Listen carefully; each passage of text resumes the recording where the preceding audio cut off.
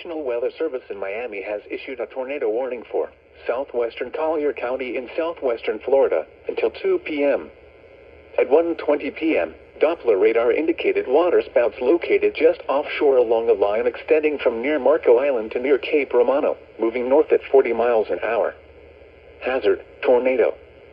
Source: weather spotters reported waterspouts moving onshore. Impact: expects damage to mobile homes, roofs, and vehicles.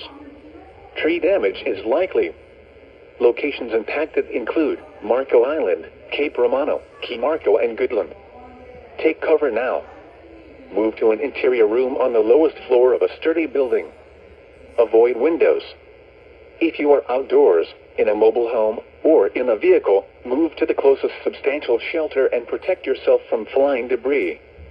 To report severe weather, contact your nearest law enforcement agency. They will send your report to the National Weather Service office in Miami. You can also share your report with National Weather Service Miami on Facebook and Twitter.